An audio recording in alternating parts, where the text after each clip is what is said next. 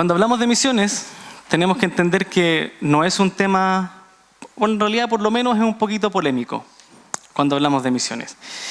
Y esto lo digo porque hay mucha gente que realmente no siente que la misión es parte de su vida, no siente que la misión es parte de la iglesia, y quizás tiene que ver porque no le han enseñado lo que es la misión, quizás tiene que ver porque realmente no le interesa qué sucede con el otro.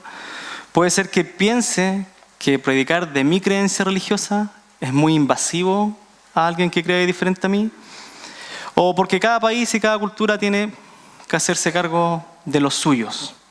Entonces yo no debería por qué estar metiéndome en esa situación. Pero como les decía, si nosotros creemos la verdad de Dios y no la mentira de Satanás, tenemos que preguntarnos, ¿qué es la misión? Y si Dios no nos habla de la misión, entonces todos aquellos que salen a predicar el Evangelio, dejémoslos, que sigan con su locura, porque la Biblia no lo manda. Pero si la Biblia manda a que hagamos misiones, a lo menos entonces tenemos una pequeña deuda. Y digo una pequeña deuda porque como Cordillera tenemos ciertos principios misioneros, tenemos algunos hermanos que sí hacen misiones, que sí salen, que está en su corazón, pero no es parte aún de nuestro ADN, aún no es parte de nosotros. Entonces necesitamos saber eso, y para saber si es parte de nuestro ADN, tenemos que hablar primero de la iglesia. Y para hablar de la iglesia, lo primero que tenemos que hacer es definir la iglesia. ¿Qué es la iglesia? Y como esto trata sobre lo que nosotros creemos, voy a leer el punto 8 del artículo 4, la primera parte de nuestra declaración doctrinal, para ver qué dice nuestra declaración doctrinal. Y dice: la iglesia local es un cuerpo de creyentes en Cristo, bautizados, asociados por un pacto en la fe y comunión del Evangelio, participando de las ordenanzas de Cristo y gobernado por los principios de la palabra de Dios. Esto es lo primero que dice nuestra declaración doctrinal. Y hay que aclarar que acá nuestra declaración doctrinal está hablando de una iglesia local, de un grupo de creyentes de forma visible, no de todos los creyentes de manera universal. Y cuando hablamos de la iglesia local, lo que nuestra declaración dice es que somos creyentes en Cristo. Somos un cuerpo porque todos los que estamos acá fuimos regenerados, creemos en Cristo como nuestro Salvador, entonces en Él somos la iglesia. Estamos en Cristo. Y esto es importante porque la iglesia está compuesta por este grupo de creyentes que puso su fe, se arrepintió de sus pecados y depositó su fe en Jesucristo. Y lo que hace el Espíritu Santo, según 1 Corintios, es que entra en nosotros y nos inserta en un cuerpo, nos bautiza en un cuerpo. Él nos pone en un lugar, y ese lugar es el cuerpo de Cristo. Entonces, porque el Espíritu Santo vive en nosotros, es que ahora tenemos, por decirlo de alguna forma, un espíritu en común que nos permite unirnos y ser un cuerpo. Y la cabeza de ese cuerpo es Jesucristo. Y nosotros pensamos que el comienzo de la iglesia está en Hechos 2. Permiso. Y es con la llegada del Espíritu Santo a la vida del creyente que comenzamos a hacer iglesia. Y comento esto porque hay varias cosas importantes y quiero que vayan tomando atención, porque lo que vamos a hacer, como le he dicho todo este tiempo, esto no es una clase de teología, no es lo que pretendemos hacer, sino que pretendemos aterrizar todo esto que creemos a la vida cotidiana. Así que vaya poniendo atención para que vayamos entendiendo hacia dónde queremos llegar. Pero es importante saber que la iglesia parte en Hechos 2, porque la iglesia en sí misma no es Israel, ¿ya? No es Israel, ya que ¿por qué no es Israel? Porque Israel funcionaba como una nación, ¿cierto? Bajo un gobierno de un rey y bajo una oración centrada en un templo, en ese lugar, en el templo. Así que toda la gente que quería ser salva tenía que acercarse al templo, circuncidarse, ser parte de la nación y quedar bajo el gobierno del rey. Así era en el Antiguo Testamento. ¿Qué hace la iglesia? La iglesia hoy día se convirtió en el templo de Dios. Nosotros somos el templo de Dios. Según Pedro, cada uno es parte de este templo porque el Espíritu de Dios mora en nosotros. entonces ya la gente no viene al templo, sino que el templo va a la persona. Nosotros llevamos la presencia de Dios hacia la gente. Y es por esta razón que la figura cambia. Y como ahora nosotros somos el templo de Dios, es que Jesucristo antes de irse dejó la gran comisión. Ya la gente no viene a este lugar, sino que ustedes tienen que ir a todas las naciones a ser discípulos. Porque el templo son ustedes. Y la presencia de Dios mora en ustedes. Así que ustedes tienen la capacidad de llevar la presencia de Dios a las naciones. Y Efesios capítulo 1, versículos 13 y 14, nos va a mostrar que nosotros fuimos sellados por este Espíritu. Somos un cuerpo sellado. Y lo que tenemos que hacer es manifestar la gloria de Dios a las naciones. Ese es nuestro deber. Efesios 1, versículo 13 y 14. Dice así: en él también vosotros, habiendo oído la palabra de verdad, el evangelio de vuestra salvación, y habiendo creído en él, fuisteis sellados con el Espíritu Santo de la promesa. Y graben esta oración: el Espíritu Santo de la promesa. Guarden eso, porque va a ser lo central de nuestro mensaje. Que es la zarra de nuestra herencia hasta la redención de la posesión adquirida para alabanza de su gloria. Fuimos sellados por el Espíritu Santo de la promesa para alabar el nombre de Dios a las naciones. Y acá hay algo muy interesante, porque históricamente hay muchos pensamientos diversos sobre cuál es la relación de Israel con la iglesia, cuándo comienza la iglesia. Y tenemos hermanos que piensan que comienza con Adán, otros con Noé, otros con Abraham. Nosotros pensamos que comienza en Hechos 2. Pensamos que es una institución del Nuevo Testamento. ¿Por qué? Porque el Espíritu Santo viene y nos sella. Y Jesucristo dijo: les conviene que yo me vaya, porque cuando yo venga, vendrá el Consolador. Era algo nuevo que iba a venir. Era algo nuevo que nos iba a hacer un templo en particular. Pero tenemos que entender algo. Si bien no somos Israel, nosotros hemos absorbido muchas promesas de la nación. Muchas promesas de la nación de Israel, la iglesia las absorbió. Hoy día nosotros las tenemos. Y es muy interesante esto, porque lo que hizo Dios fue dejar todo el Antiguo Testamento para que cuando viniera Jesucristo viviera lo que tuvo que vivir, viviera en santidad, no fuera vencido por el pecado, pudiese cargar nuestras culpas, nos perdonara. Y luego de esto viene el Espíritu Santo y Él instituye la iglesia. Entonces, todo lo anterior del Antiguo Testamento era muy importante para que lo que vivimos hoy tuviera sentido. Si no teníamos todo lo anterior, hoy día no tendría sentido. Y usted haga el ejercicio de tratar de leer la Biblia sin Génesis. No va a entender nada. Si no tiene el libro de Génesis, usted no entiende nada. La Biblia no tiene sentido sin Génesis. Entonces, muchas cosas que Dios prometió a Israel, hoy día la iglesia la absorbe. Hoy día la iglesia la absorbe. Así que, quédese con esto. Aunque no es Israel la iglesia, se absorbe parte de las promesas de la nación. Y volvamos a nuestra declaración doctrinal. Dice: la iglesia local es un cuerpo de creyentes en Cristo, ¿correcto? Estamos bautizados, somos puestos en el cuerpo por el Espíritu Santo. Pero acá hay una parte muy importante de nuestra declaración doctrinal. Asociados por un pacto en la fe y comunión del Evangelio. Participando de las ordenanzas y gobernados por los principios de la palabra de Dios. Y si bien somos un cuerpo en Cristo, estamos asociados por un pacto en la fe y una comunión del Evangelio.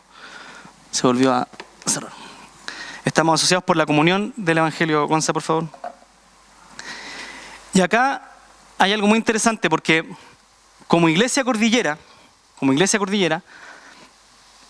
nosotros pensamos y creemos que estamos asociados por un pacto en la fe. Y esta palabrita, guárdela, así como guardó la palabra promesa, el Espíritu Santo de la promesa, porque tenemos que entender esto. Y volvamos a Efesios, capítulo 1, 13 y 14. Dice: en él también vosotros, habiendo oído la palabra de verdad, el Evangelio de vuestra salvación, tenemos un pacto en la fe y una comunión en el Evangelio, tenemos una unión común por el Evangelio, por el mensaje de Dios de salvación, y habiendo creído en Él, fuisteis sellados con el Espíritu Santo de la promesa. ¿Para qué? Que es las arras de nuestra herencia. Y hay una herencia. Tenemos una herencia. Y para entender qué es esta promesa, vamos a leer muchos pasajes y vamos a tener que hacer un pequeño resumen de la Biblia. Y vamos a comenzar con Romanos capítulo 3. En Romanos capítulo 3, versículo 21 y 24.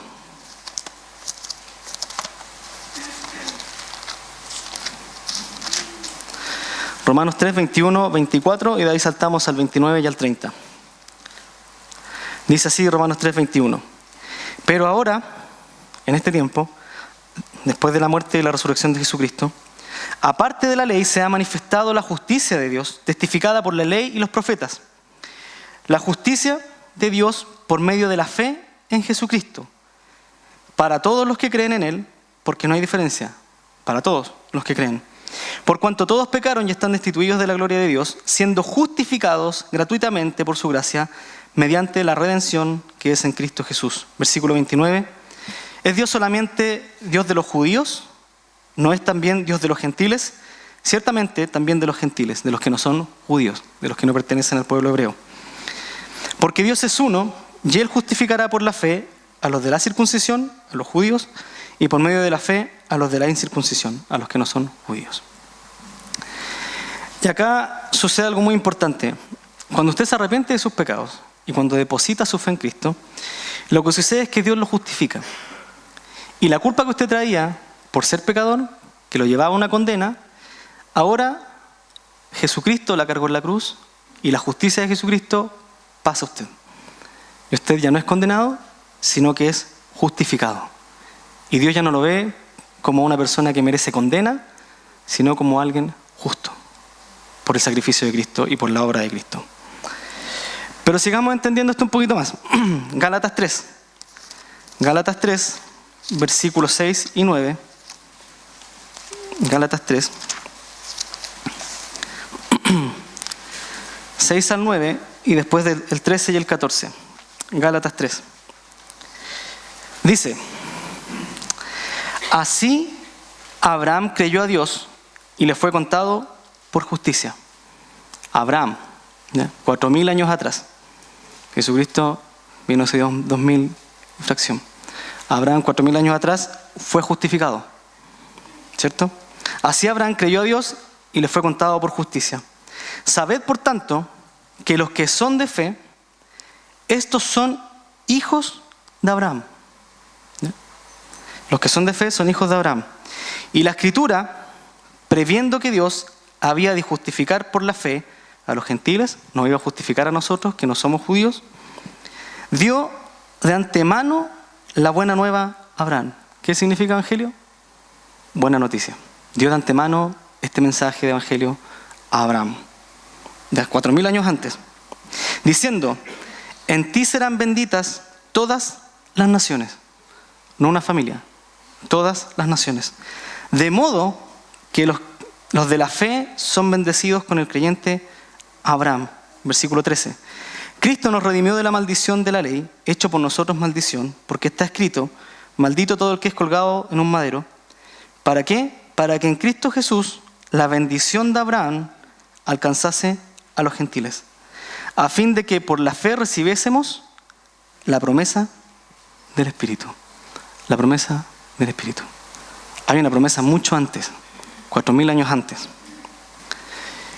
Y para poder entender un poquito esto, necesitamos entender qué pasó con Abraham. Porque Abraham creyó a Dios y le fue contado por justicia. Lo que nosotros hoy día hacemos por medio del sacrificio de Cristo.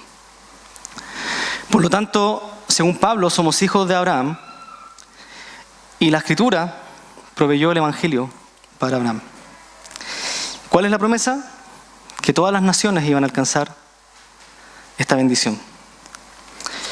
Así que este mismo Espíritu que nos sella es el Espíritu de la promesa que ya estaba prometido. Así que Para entender la misión de la iglesia y entender el plan global de Dios, tenemos que entender quién fue Abraham. ¿Quién fue Abraham? Hay dos personajes claves que usted tiene que entender del Antiguo Testamento para entender la Biblia, que son Abraham y David. Tiene que saber quién es Abraham y quién es David. Si no entiende a Abraham y a David, le va a costar mucho entender el Nuevo Testamento. Tiene que entender quién es Abraham. Y para entender la misión de la iglesia, entonces tenemos que ver quién fue Abraham. Y vamos a leer Génesis 12, porque cuando uno abre Génesis en el capítulo 12, lo primero que se encuentra es con este personaje Abraham, del que Pablo habla en Gálatas 3, y hasta el capítulo 12 lo único que sabemos de Abraham es que era un descendiente de Noé por medio de Sem, y que vivía en Aram, de Ur de los Caldeos. Y que según Josué 24:2, Abraham en Ur servía a dioses extraños. O sea, no tenía nada que ver con Jehová, con Dios, sino que servía a otros dioses. Y en base a este trasfondo es lo que vamos a leer en Génesis 12, versículo 1 al 3. Dice: pero Jehová había dicho a Abraham: vete de tu tierra y de tu parentela y de la casa de tu padre a la tierra que te mostraré. Y haré de ti una nación grande y te bendeciré y engrandeceré tu nombre y serás bendición. Bendeciré a los que te bendijeren y a los que te maldijeren maldeciré, y serán benditos en ti todas las familias de la tierra. El famoso pastor John Stott, que ya falleció, dijo lo siguiente de este versículo, de estos tres pasajes. Dijo: todo el propósito de Dios está encerrado en estos versículos. Todo el propósito de Dios está encerrado en estos tres versículos. Todo. ¿Por qué es importante? Porque hay una promesa que Dios le da a Abraham y que la podemos dividir en tres partes. Dice: pero Jehová había dicho a Abraham: vete de tu tierra y de tu parentela y de la casa de tu padre a la tierra que te mostraré. Hay una promesa de una tierra, específicamente Canaán. Y haré de ti una nación grande, lo va a hacer una gran nación. Y te bendeciré y engrandeceré tu nombre y serás bendito. Bendeciré a los que te bendijeren y a los que te maldijeren, serán benditas en ti todas las familias de la tierra. Y esta familia va a ser bendición para todas las familias de la tierra. Para todas las naciones o etnias o pueblos, como es la traducción. Entonces la promesa de Dios tiene una tierra, una nación y una bendición. Eso es lo que Dios le promete a Abraham. Una tierra, una bendición, o sea, una nación y una bendición. Y sabe que Abraham creyó y dejó a su familia, dejó su tierra, pero eso no fue lo más difícil, dejar la tierra y dejar a la familia. Porque cuando uno llega al capítulo 15, probablemente Abraham ya sobrepasaba los 80 años. Y su mujer Sara era estéril. Lo más difícil era salir a un lugar sin rumbo, pensando que Dios le iba a dar descendencia, cuando él ya sobrepasaba los 80 años y tenía una mujer estéril. Porque la fe de Abraham también tenía dudas, como la nuestra, pero no lo inmovilizó. Creyó a Dios y le fue contado por justicia. Porque la historia no se trata de lo que hizo Abraham, la historia se trata de lo que hizo Dios por medio de Abraham. ¿Qué fue lo que hizo Dios por medio de este hombre pecador? Así que Dios es fiel y le promete el nacimiento de un hijo, Isaac. Y en el capítulo 15 leemos lo siguiente, versículo 1. Después de estas cosas, vino la palabra de Jehová a Abraham en visión, diciendo: no temas, Abraham, yo soy tu escudo y tu galardón será sobremanera grande. Y respondió Abraham: Señor Jehová, ¿qué me darás siendo así, quedando sin hijo, y el mayordomo de mi casa es este Damaseno Eliezer? Dijo también Abraham: mira que no me has dado prole, y he aquí que será mi heredero un esclavo nacido en mi casa. Luego vino a él palabra de Jehová diciendo: no te heredará este, sino un hijo tuyo será el que te heredará. Y lo llevó fuera y le dijo: mira ahora los cielos y cuenta las estrellas. Imagínense, Abraham sale y empieza 1, 2, 3, 15, 30, imposible. Vuelve ante Dios y Dios le dice: si las puedes contar. Y él le dijo: así será tu descendencia. Con 80 años, con una mujer estéril, y su descendencia va a ser algo que no se puede contar. Versículo 6, y creyó a Jehová, y le fue contado por justicia. Le creyó. Creyó lo imposible. ¿Que Dios puede cambiar mi vida por medio de Jesucristo? ¿Que Dios me puede sacar de una adicción? ¿Que Dios puede salvar mi matrimonio? ¿Que puede salvar a mis hijos? ¿Creyó en Dios? Y le fue contado por justicia. Así que Abraham salió de la tierra de Ur y fue justificado porque le creyó a Dios. Y es interesante porque Abraham en este punto no es hebreo. Hasta acá no existe la nación judía. Tampoco es de la iglesia. Es un pecador más. La gracia que tiene Abraham es que creyó. Y por eso es que todos los que somos de la fe podemos ser llamados hijos de Abraham. Porque Él nos dejó este ejemplo. Y con esto podemos empezar a hablar del plan global de Dios para la iglesia. Llegamos así al capítulo 17 con un Abraham justificado y con un heredero prometido. Y dice así, capítulo 17, versículo 1 al 8. Era Abraham de edad de 99 años cuando le apareció Jehová y le dijo: yo soy el Dios Todopoderoso, anda delante de mí y sé perfecto. Y pondré mi pacto entre mí y ti. ¿Se acuerdan que nosotros estamos por un pacto en la fe? Pondré mi pacto entre mí y ti y te multiplicaré en gran manera. Entonces Abraham se postró sobre su rostro y Dios habló con él diciendo: he aquí mi pacto es contigo y serás padre de muchedumbre de gentes. Y no se llamará más tu nombre Abraham, sino que será tu nombre Abraham, porque te he puesto por padre de muchedumbre de gentes. Y te multiplicaré en gran manera, y haré naciones de ti, y reyes saldrán de ti, y estableceré mi pacto entre mí y ti, y tu descendencia después de ti en sus generaciones, por pacto perpetuo, para ser tu Dios y el de tu descendencia después de ti. Y te daré a ti y a tu descendencia después de ti la tierra en que moras, toda la tierra de Canaán en heredad perpetua, y seré el Dios de ellos. Ahora hay una promesa mayor. ¿Por qué Abraham puede ser bendición? Porque Dios es su Dios y Él es su pueblo. Y esa es la promesa de toda la Biblia. Yo seré su Dios y ustedes serán mi pueblo. Ahora, ¿qué decía nuestra declaración doctrinal? Estamos unidos por un pacto en la fe y una comunión en el Evangelio. Luego de esto, nace Isaac, en el capítulo 21 de Génesis, si lo quiere leer. Y de Isaac nace Jacob, quien después de batallar con el ángel, le cambia el nombre a Israel. De Israel nacen las 12 tribus, 12 hijos. Y esas 12 tribus las conocemos como la nación de Israel. Las 12 tribus. Entonces Génesis concluye con la descendencia de Abraham, Israel en Egipto, multiplicándose. Así termina Génesis. ¿Cómo empieza el libro de Éxodo? Capítulo 1, versículo 7. Éxodo 1, 7.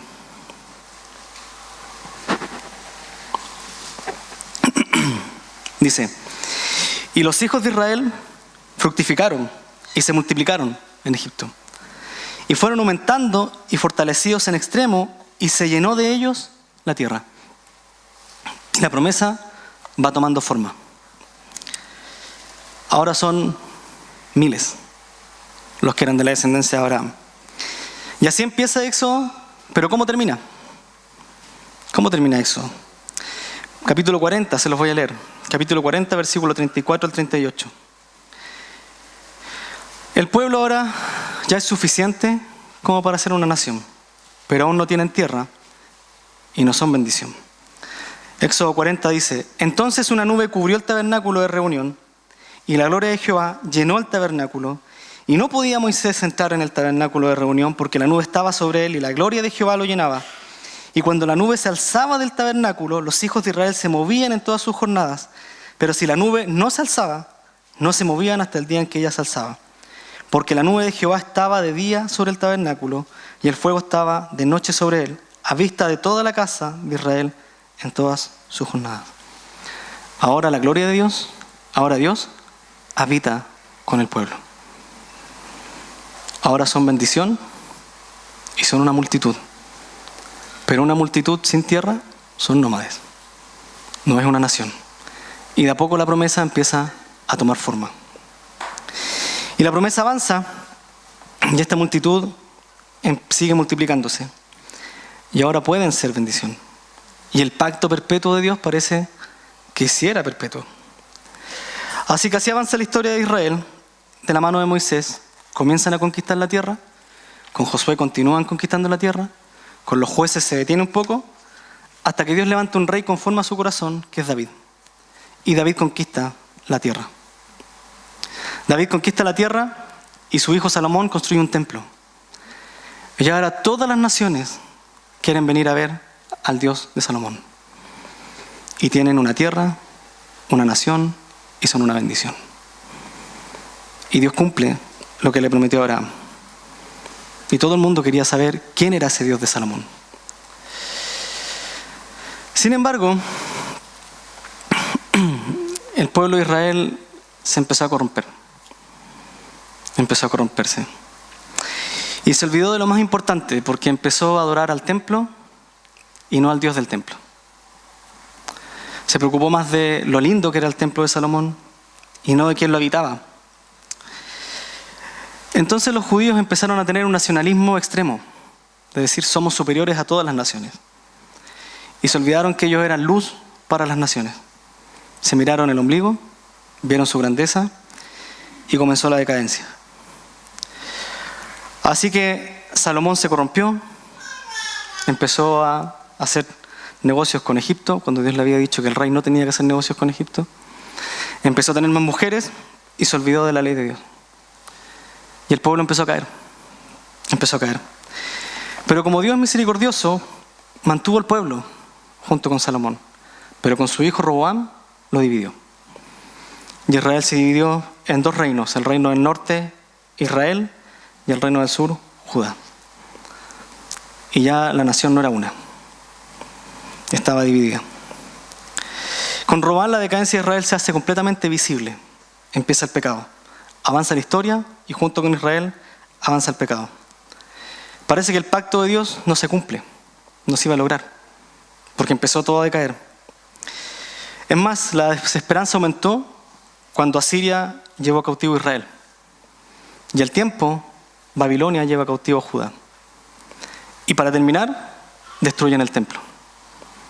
Y todo Israel queda cautivo. Ya no había tierra, no había nación, no había bendición. Dios mandó profetas para que les hablara al pueblo, para que recuperaran la conciencia y entendieran, y no los escucharon. Y luego de eso pasaron unos 400 años en el que Dios no habló más a sus siervos, nunca más. Y el pueblo ya no tenía esperanza. Y parece que el pacto perpetuo fue solo una ilusión, porque no fue tan perpetuo. Duró un pequeño periodo entre David y Salomón, y de ahí se destruyó. Sin embargo, 400 años después, se levanta otra voz profética en medio de Israel, cuando están dispersos y bajo el imperio de Roma. Y se vuelve a levantar la voz del Señor. Y cuando usted abre el Nuevo Testamento, cuando usted llega al Nuevo Testamento, lo primero que va a leer es Mateo. El primer versículo del Nuevo Testamento dice así: Libro de la genealogía de Jesucristo, hijo de David, hijo de Abraham.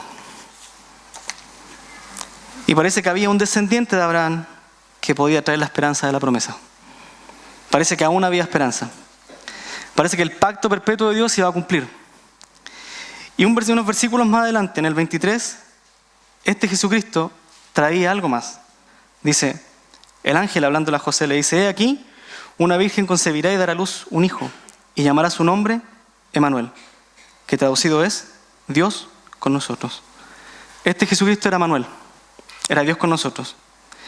Nuevamente Dios habitaría en medio del pueblo, pero esta vez no en un templo físico, porque ahora el templo era una persona y se llamaba Jesús. Y la gloria de Dios caminaba entre el pueblo.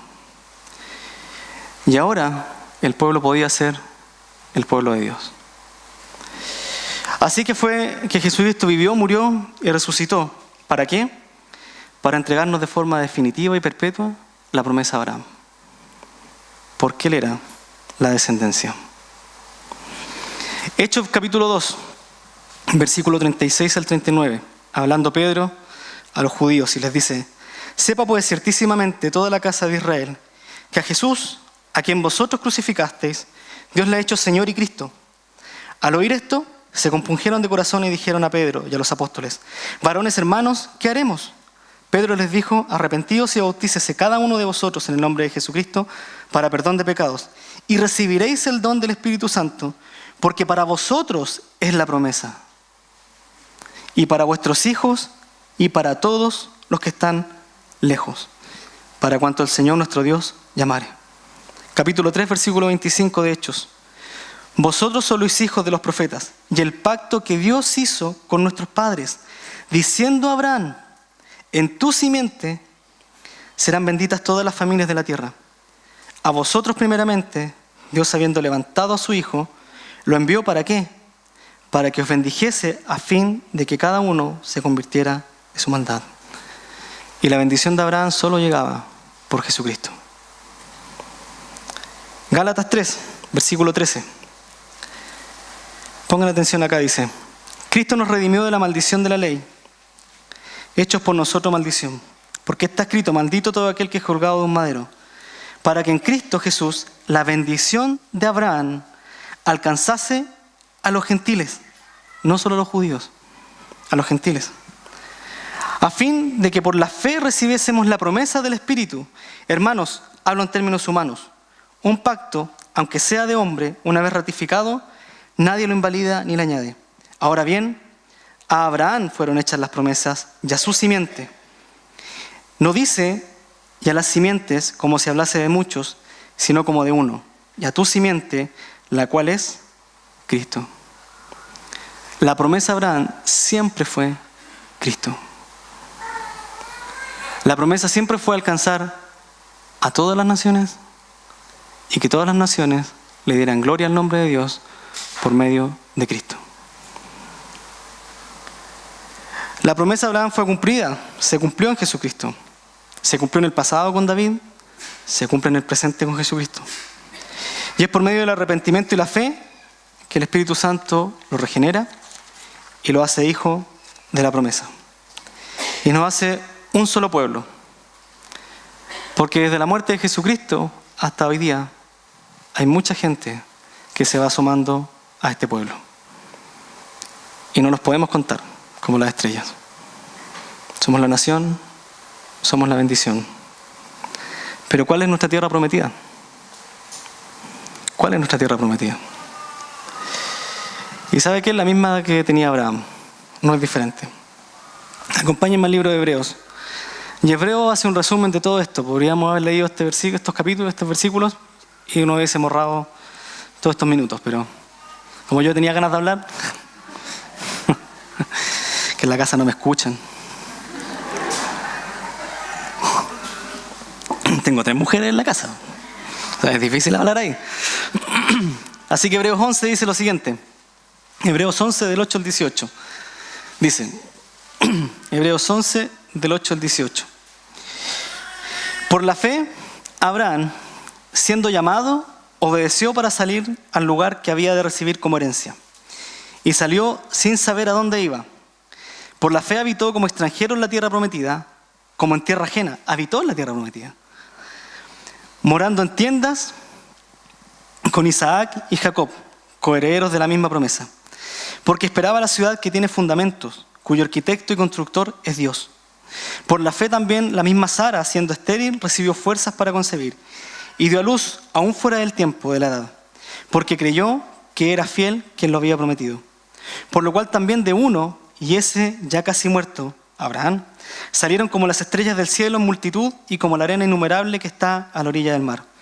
Conforme a la fe murieron todos estos sin haber recibido lo prometido, sino mirándolo de lejos y creyéndolo y saludándolo y confesando que eran extranjeros y peregrinos sobre la tierra. Porque los que esto dicen claramente dan a entender que buscaban una patria, la nación. Pues si hubiesen estado pensando en aquella de donde salieron, ¿cierto? Canaán, ciertamente tenían tiempo de volver, podrían haber regresado. Pero anhelaban una mejor, esto es, celestial. Por lo cual Dios no se avergüenza de llamarse Dios de ellos, porque les ha preparado una ciudad. Abraham esperaba lo mismo que nosotros, una ciudad celestial. No es diferente. La misma tierra, una tierra celestial, la misma bendición, justificados por Cristo para llevar el Evangelio a todo pueblo y nación, y una gran nación, una descendencia innumerable, que no se puede contar. Pero esto tiene un cumplimiento futuro también. Se cumplió con David, se cumple hoy día con Cristo. Pero ¿cómo termina la historia? ¿Cómo termina la promesa? Si se supone que es perpetua, tiene que durar eternamente. Apocalipsis capítulo 7. Apocalipsis 7, versículo 9.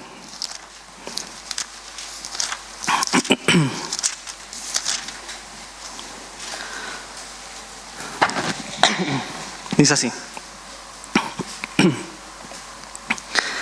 Después de esto miré, y he aquí una gran multitud, la cual nadie podía contar. La promesa de Abraham. De todas las naciones y tribus y pueblos y lenguas que estaban delante del trono y en la presencia del Cordero, vestidos de ropas blancas y con palmas en las manos, clamaban a gran voz diciendo: la salvación pertenece a nuestro Dios, que está sentado en el trono, y al Cordero.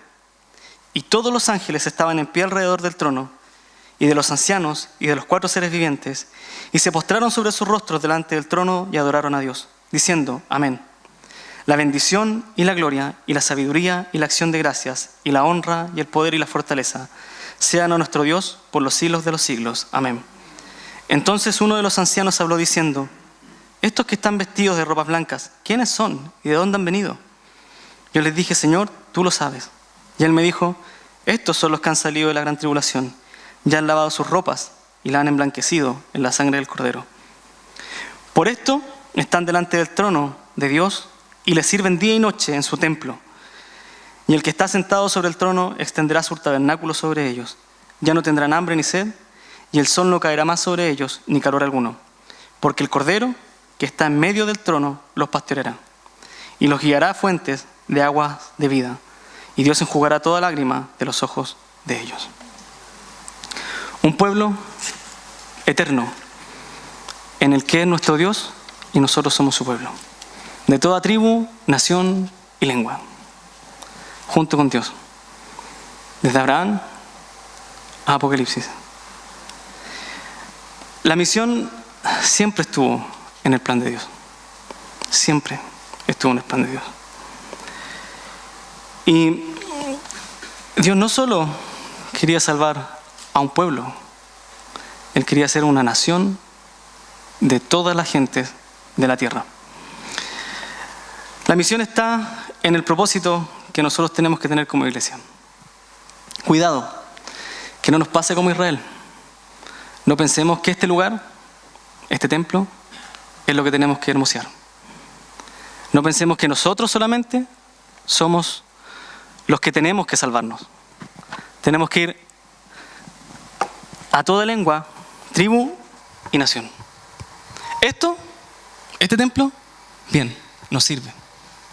Nos sirve. Nos juntamos, crecemos, estudiamos. Pero aquí no es la morada de Dios. La morada de Dios está acá. Y donde usted va, lleva el Evangelio.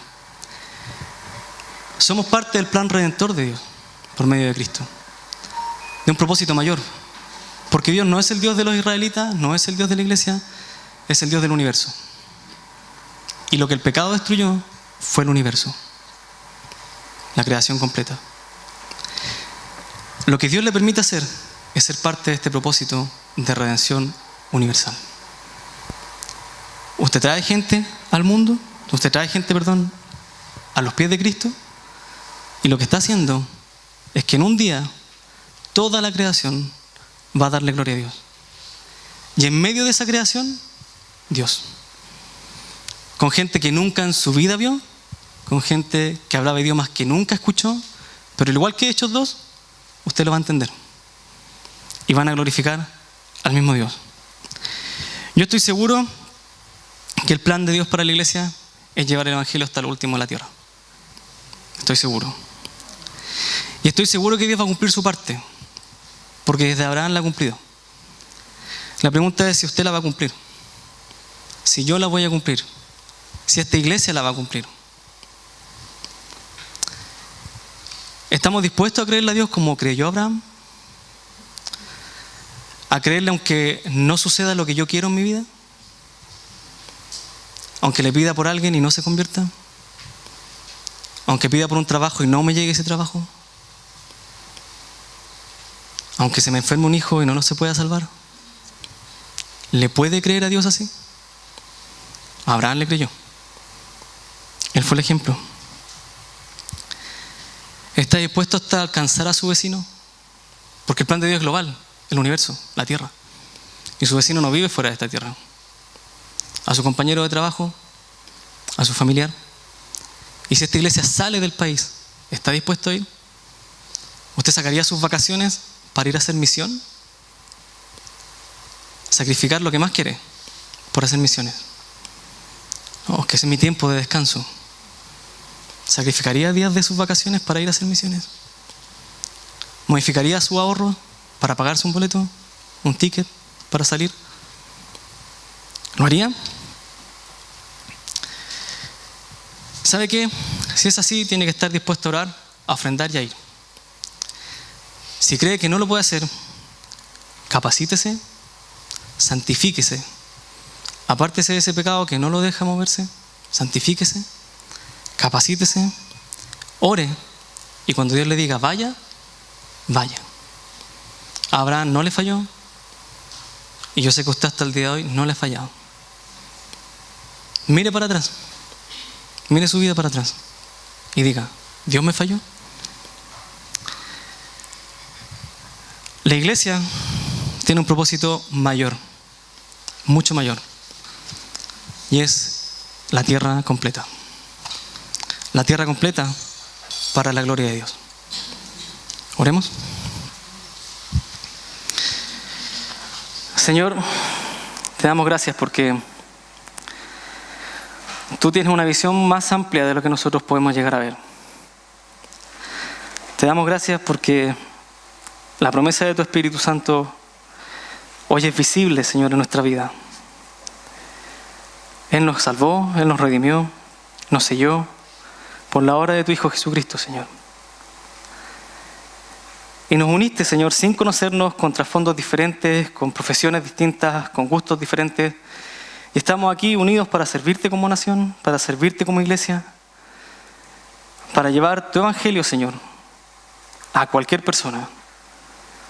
Quizás acá hay enfermeros, psicólogos, profesores, carpinteros, mecánicos, y cada uno de ellos tiene una historia de salvación que puede reflejar, Señor, la vida de alguien que está sufriendo, Señor. Así como la vida de Abraham nos refleja, Señor, la fe y lo que tú hiciste por medio de él, queremos que tú ocupes a estas personas de esta iglesia, a tus hijos, Señor, para seguir tu historia a lo largo de esta tierra, Señor. Para que la historia de tu salvación se siga contando hasta la eternidad. Y para que Cordillera no se quede fuera de lo que tú has hecho desde el comienzo de la creación. Míranos, Señor, santifica este pueblo, santifica esta iglesia. Si hay pecados, Señor, que tenemos ocultos, por favor, límpialos, sácalos a la luz. Parte por mí, Señor, para que esta iglesia se santifique, para que te sirvamos como un pueblo santo, a un Dios santo. Cuida nuestra arrogancia, cuida nuestras palabras, cuida nuestro humor, cuida nuestras familias.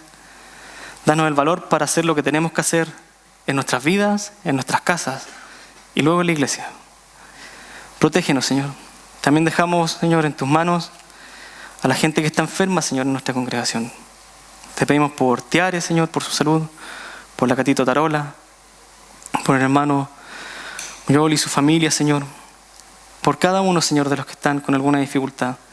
Sánalos, Señor, gracias por aquellos que te han servido durante años. Y por el grupo de jóvenes, Señor, santifícalos, Señor, fortalécelos para que también sigan alcanzando a los de su generación. Gracias por todo en el nombre de Cristo Jesús. Amén.